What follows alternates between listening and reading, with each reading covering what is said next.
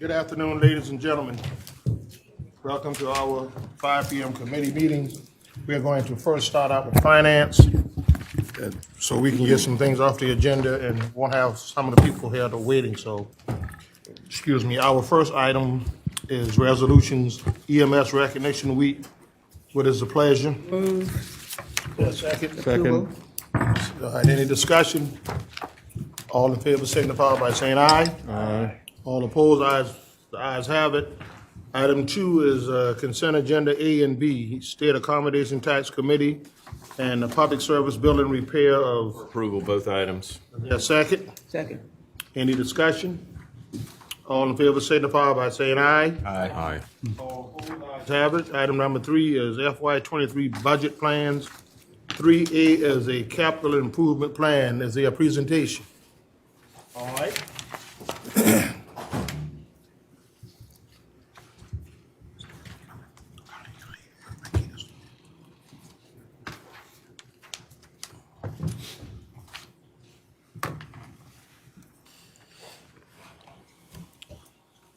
Good evening, Council. My name is Carl Wolfile. I'm the Facilities Design and Construction Manager. I'll be briefing with John Williams and also with Matt Guile to go over the capital improvement plan.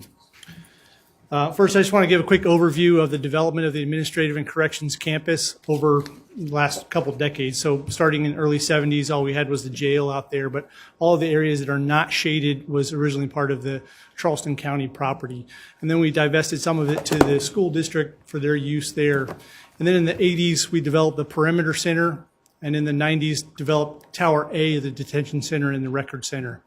And then in 2001, the PSB was built, and then we also acquired the Sheriff's Office area over next to the school district. And then in 2010, Towers B and C were built for the Detention Center. And then in 2017, we renovated an old doctor's facility for the coroner to set up shop in this vicinity. In 2019, we renovated another facility in order to provide support services building for the public libraries. And then in 2020, we relocated the DJJ, the Juvenile Justice, off of Azalea into an old public works or a public camp building that we renovated. And then the same thing in 2022, we built a new juvenile detention center in order to relocate that operation off of Azalea. Both of those two relocations were in preparation for the development of Azalea Complex. And now we're also looking to build a biological science center that's for future development that John will talk about here next. Similarly, the Azalea Complex development starting in 2016 shows the area that's not shaded that consisted of the Law Enforcement Center, the old juvenile detention, old juvenile justice, fleet, and then Bureau of Elections and Voter Registration and Public Works. In 2017, we acquired the access at Dorchester Road. And then in 2018, we also acquired the warehouse off of Leeds. And in 19 and 20, we acquired the Headquarters Road properties. And then we are in the process right now of acquiring the headquarters, the last parcel of Headquarters Road that should be complete with closing in June.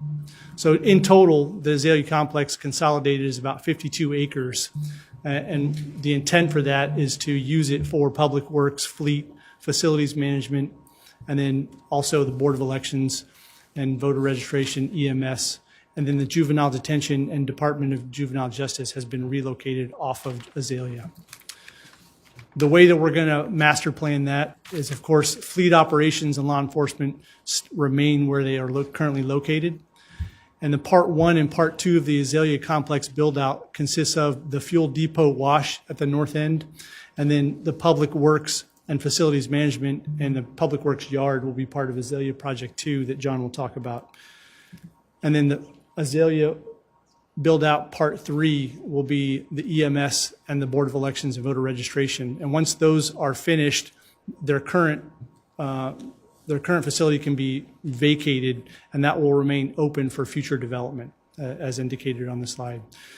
Additionally, up in the top right on the access road up to Dorchester, there's a future storage capacity at that location as well that will be retained for future development. So the first phase of that Azalea development is the fuel depot, which is in progress right now. Essentially, this project allows for an updated, consolidated single point for all fuel operations and all fuels, diesel, gas, propane, and potentially ethanol-free as an add alternative. There will be a maintenance office on site that's shown in that rendering. The design is complete at this point, and we expect to start construction on this facility in August. Phase 2 of Azalea is currently in design. We're wrapping up schematic design over the next couple of months, or actually the next month. Construction is predicted to start May or June of next year. So sometime between the first of the year and that point, we'll get a GMP from the contractor to bring to council on that. So this, as Carl had mentioned, will have a office complex that will be for the relocation of public works and facilities out of this building, and we relocate to what the orange building is shown here. On the south side of the complex, you have a long green building. That's the public works shops area, and then to the north you have facility shops, and then an asset management, and also a new home for our mobile command vehicle. So we have a new sheltered location for that building as well. Phase 3 for the Bureau of Elections and voter registration and EMS will be where the shops area for public works currently live. That is planned to start once phase 2 goes into construction. We'll start the design work on phase 3. But in this FY23 budget, we are capturing some funds so that we can better determine the needs for this campus and do some programming exercises before we go out to get a design team. That'll allow us as the project management team to better understand what the users need. Also near the current detention center, there's a triangle piece of property that we're looking at for the new biological science center. That's scheduled to start design here shortly, with completion over the next 2 years.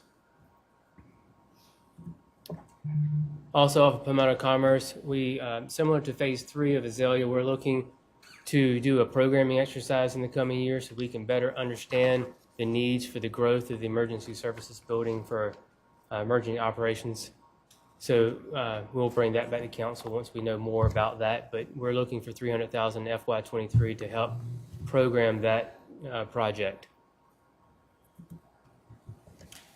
Okay, this project is currently underway. But just to give an update to council, phase 1 was completed in May, and that consisted of updating spaces for the magistrate and for the solicitor. Phase 2 was the training room on the first floor. I don't know if you've had a chance to see that, but it's a nice space for them to use for consolidated training. Currently in phase 3, updating spaces for the auditor, treasurer, and solicitor. That's scheduled to be completed in September of this year. For this next project, I provided a photo for y'all of the existing facilities just for context. But essentially, the existing facility at Edisto is a repurposed residence built in 1971. It doesn't really meet the needs for operations or for storage. And so the existing facility doesn't have enough capacity for what they need to accomplish there. The design, as shown here, will include 4 berths, an office, a day room, 2 large bays, and the intent is to start construction on this in October of this year. Similarly, the Public Works shed, these are critical for the Public Works mission. These act as hubs for Public Works employees to stage people, equipment, and material. This allows them to be more responsive in both their daily operations and in emergency operations. However, the current facilities they have were built in 1958. There's been some severe degradation of the structural integrity of those buildings. And on top of that, they were designed for smaller equipment during that time. And so their current inventory of equipment doesn't even fit within the sheds that we have. And so this is to update for our current equipment. We expect to start construction on these in August. The Ted E. Pryor Senior Social Services Building is wrapping up construction in August of this year with an October move-in. So just included this as part of this year's presentation, but we are closing up to have that completed here in the next coming months. And then a quick update on the library referendum. Keith Summey Library is about 70% complete, expecting to achieve substantial completion in September. The final regionals, Mount Pleasant and Dorchester, are going to be open in July and August, so those will be completed. And then the branches, the construction documents are in hand, and we're in the procurement process right now. We expect to start construction on the renovations of the branches in late summer. The order of those is undetermined at this point until we get a contractor on board to figure out which order we're going to do those. But that's the progress. Still waiting on status of fundraising from the public libraries, but that is remaining unknown. This next part of the presentation takes the projects that were mentioned previously and applies cash flows by fiscal year. This is a function that we perform in the financial arena to try to determine if we have the funding on hand or if we need to borrow funds. This next page summarizes what funding we need in 23 to continue the projects that we have ongoing. And it also shows that out a few more years, we have the need for a borrowing to complete the third phase of Azalea and the Emergency Operations Center. As part of this plan, we're asking council to reallocate $1.2 million from the sale of property to the Azalea Complex project, and also asking council to allocate the anticipated $19.5 million from the sale of Charleston Center to those 5 projects that are shown on the slide. As a companion to the capital improvement plan, we look at the funds that we've previously borrowed and ensure that we have a continuing debt service, millage, and property taxes to be able to pay those back. And it does reflect the borrowing in 25 with the payments starting in 26 and 27.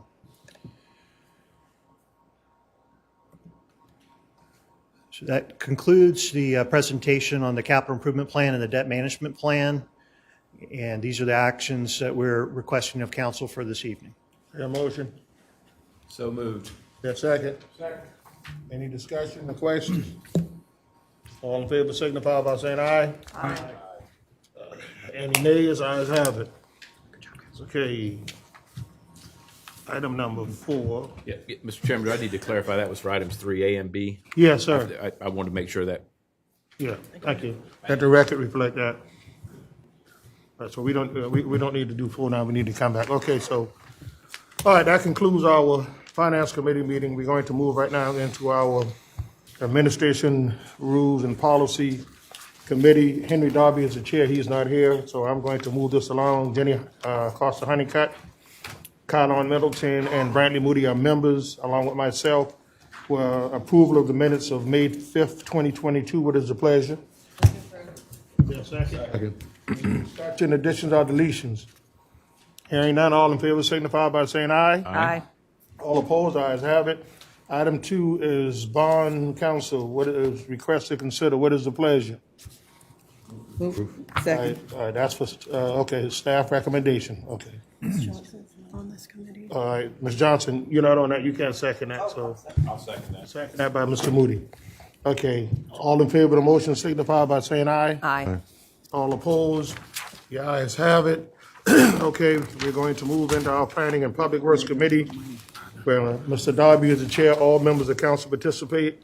Item number 1 is approval of minutes of May 5th, 2022. Approval is presented. Second. Second by Reverend Milton. Any discussion? Addition or deletions? All in favor signify by saying aye. Aye. All opposed? Ayes have it.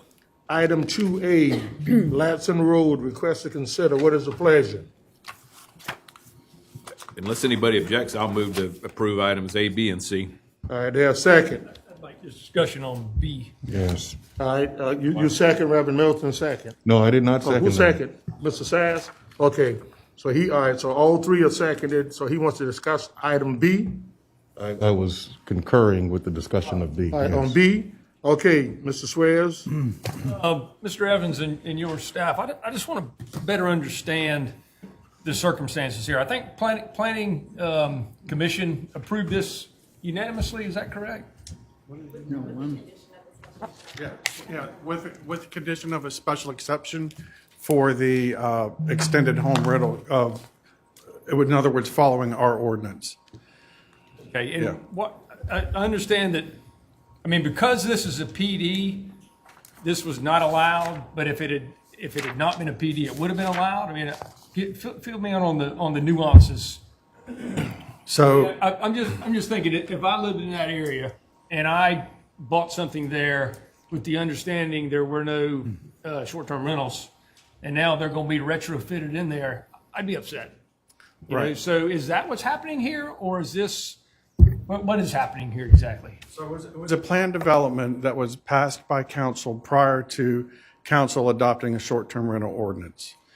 When council adopted the short-term rental ordinance, it says that planned developments that don't mention short-term rentals must amend their planned development if they want to have short-term rentals. Okay, so the planned development did not specifically exclude short-term rentals. It just our subsequent Correct. ordinance said, It mentions- mentioned right. planned development. That's correct. I mean, this is a hard one for me because I just, if the folks living there thought they were moving to a place that didn't allow them, and technically they were moving to a place that didn't allow them, and now we're going to change that. You know, if they made their decision based on that, then I feel terrible changing that now. So, but it leaves me in a dilemma because I don't really understand all the moving parts.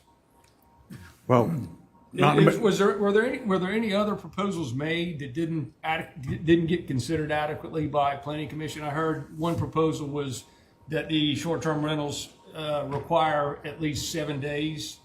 Was that ever considered even by staff, or was that, I heard that rumor. I don't even know if there's any truth to it. not something that staff was aware of until recently when it was brought up by, I think, some of the property owners during this process. Yeah. And from the applicant. I mean, was the applicant agreeable to that? My understanding is the applicant is agreeable to that. Is the applicant here? Yes. Are y'all agreeable to that? And would that help? The folks that are adamantly against this, would that help pacify them, or would that really not make any difference? To answer your first question, we are. To the mic, please, so you can be recorded. My name's Kevin O'Neill. I'm with Kiowa River Investment LLC, the developers of the community. And I can confirm that, yes, we are agreeable to a 7-day minimum for short-term rentals. In fact, we have committed to that with the homeowners. We have, under our covenants, the ability to pass rules and regulations to regulate short-term rentals, including the length of visits. And so, yes, we are committed. Was there anything else proposed that is not included tonight that perhaps y'all find acceptable that we're not including? I mean, that one to me seems like that's a little a bit of a compromise, and I could see that being beneficial to all. Was there anything else that y'all considered that y'all actually agreed to but just didn't make it to us? No, that's the only thing, the 7-day minimum. All right, so I then, okay, this is an amendment to the PD, so I make a motion that Mr. Swears, the motion is already on the floor, so you would have to ask somebody for amendment, after your discussion, so the motion is already on the floor. all right, so I need to move. You need to ask Mr. Moody if he would allow an amendment. Okay. Okay, let's wait till after the discussion. Sure. All right, Ms. Honeycutt? Mr. Evans, I want to be clear. The covenants that are recorded, every single person that has bought into this development got a copy and was subject to the HOA, the recorded covenants of this neighborhood. And the recorded covenants address short-term rentals, did they not? Yes, that is the way that they are addressing them. And so every single person that is purchased in this development knew that there was the potential for short-term rentals, correct? Yes, yeah. So backing up a little bit, originally it was a planned development that has a development agreement with it. I think the attorney at the public hearing talked about this, and it's their position that they could possibly not fall under our requirement of a short-term rental. That would be something that would have to play out above us. But after that discussion, the applicant came to us and said, okay, we'll play ball. We will amend the ordinance, we'll amend the plan development to comply with Charleston County. And so even though this developer may have had the right to go ahead under its own rules, under its development agreement with unlimited short-term rentals, they have come to compromise with us and to put their own self-limitations on their short-term rentals, correct? That's the way they will describe it, yes, yes. Okay, anybody else? Joe, let me ask you this question. So originally, weren't they asking to have assisted living homes, and they kind of compromised and gave that up and took on these short-term rentals? Right, so they came in under a separate amendment to have an assisted living facility, and they made it clear that short-term rentals would not be part of that facility. That's correct. Okay. So, yes, the short answer to the question, they had contemplated short-term rentals for a while. Right. That's what their argument is. Okay, and they gave up the Right. assisted living, they had the hotel and all that planned, and so they gave up something, in order to deal Right. with short-term rentals. Right. Okay. All right, anybody else? Mr. Moody? Ms. Honeycutt asked the questions I was interested in asking. Mr. Schwartz, if you're interested, I would be happy to break these up if you want to vote on these individually. That's your call. I guess I would, because I would like to make an amendment to B. I'll move for approval of item 2A. All right, it's been moved and seconded. Any Or discussion? I'm sorry, do I need to withdraw that original? No, we just vote on them one at a time. Your motion stays on the floor, but when it comes to the B, we just separating them right now. Okay? One question, too. So, not unless you want to withdraw your motion, but you don't have to. We voting on them separate, A, B, and C. That's fine. We can vote on them separately. Okay. Ms. Johnson, a question before Oh, we yeah, vote. I just wanted to ask, how many rooms were they promised in the hotel? 400 and 450, yes, ma'am. And 450, and then we were reducing it to how many? No, this is not, the hotels have nothing to do with the this? short-term rentals. I thought it did, okay. Okay, yes, ma'am. Okay. So the first motion on the floor is for Latson Road. All in favor of that motion signify by saying aye. Aye. All opposed? The ayes have it. I'll move for approval of item number 2B. Second. Moved and seconded. And I guess discussion, because I would like to propose an amendment. You would have to ask him if he would accept your amendment. Go ahead and propose it. If he accepts it, In light of the developer being willing to accept a minimum of 7-day rentals, and knowing that that makes a difference on short-term rental problems for neighbors, and also when we're talking about this senior living facility that apparently is not being done, but that might not even been close to where these folks are going to be impacted by these short-term rentals. So those are not directly related, other than the net impact for the whole community. So I would like to include that the rentals be limited to 7-day or more, and I think that will have a positive impact for the folks living nearby.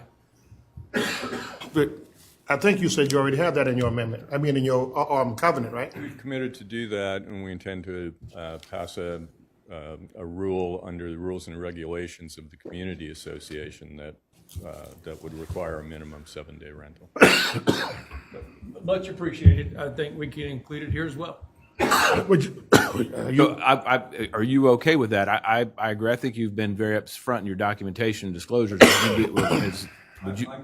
I'm okay with that. Our attorneys thought that wasn't necessarily the correct way to address it, and that's the only reason that we hadn't committed to it as part of the application until this point. You're on the spot now. Are you okay with it? Accept the amendment. would you have the right to amend up the third reading? Absolutely. So that way, if the attorney doesn't want it, That's fair. you can Yeah. take it back out. That's fair. So just to Yeah. move it along. So you ask her to add with the right to amend on third reading. I'll accept the Up amendment. to with- third Yeah, reading.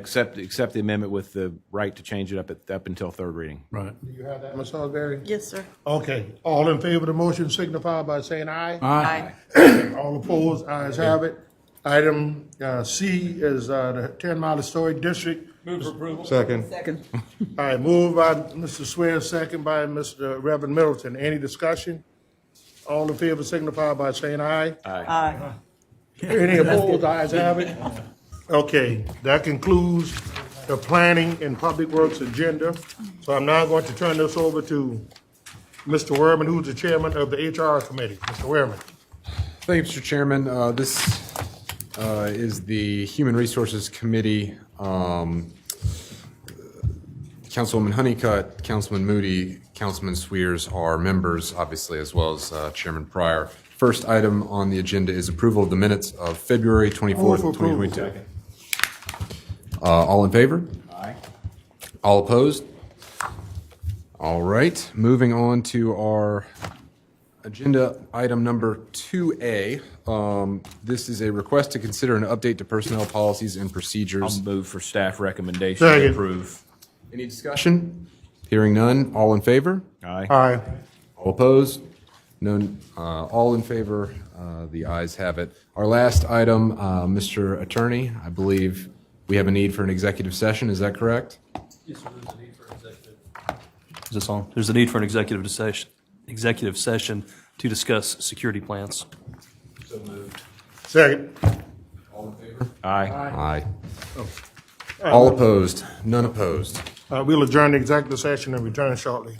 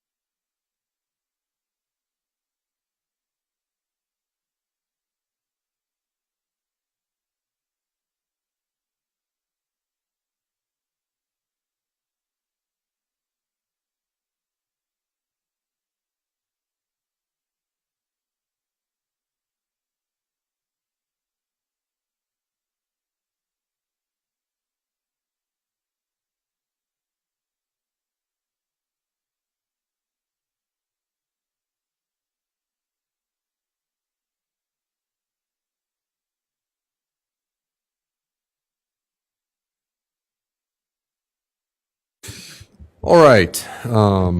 We have returned from executive session. We received information on the security plans. No votes were cast. No action was taken. That concludes our Human Resources Committee for 19th, 2022. Back to our regularly scheduled county council meeting. All right, anything before this body before we adjourn? Do we need to vote on that motion of finance? All right, 4A. so we go back to finance. Is there a motion for number 4? Move to approve. Is there a second? Second. Any discussion? All in favor of the motion signify by saying aye. Aye. All opposed?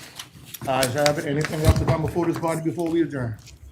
Seeing none, being adjourned. Mr. Carter, one thing.